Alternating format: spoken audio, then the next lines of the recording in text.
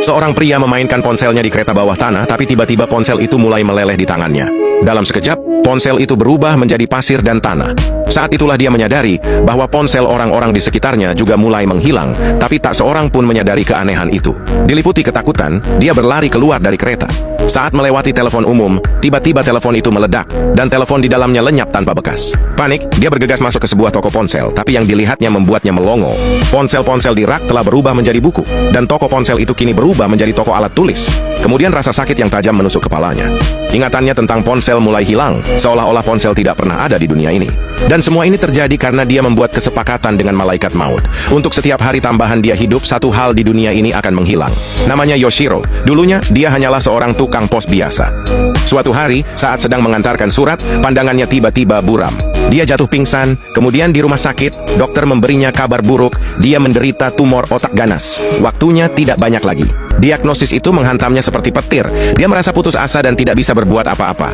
Pulang ke rumah, dia hanya ingin berbicara dengan kucingnya, tapi tiba-tiba orang asing muncul di apartemennya, wajahnya persis seperti dirinya. Pria itu mengaku sebagai malaikat maut, dan karena Yoshiro seharusnya mati besok, dia datang hari ini untuk menawarkan kesepakatan.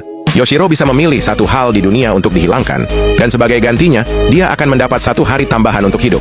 Dia bingung harus berkata apa. Tepat saat itu ponselnya berdering. Bosnya menelepon memintanya kembali bekerja. Yoshiro ragu. Dia ingin bilang bahwa dia sakit dan tidak bisa bekerja, tapi yang keluar dari mulutnya hanyalah permintaan izin libur sehari. Melihat keraguannya, malaikat maut menyarankan agar dia menghilangkan ponsel saja. Dengan begitu tidak ada yang bisa meneleponnya untuk kerja lagi. Dan sekarang Yoshiro punya satu panggilan terakhir yang harus dilakukan.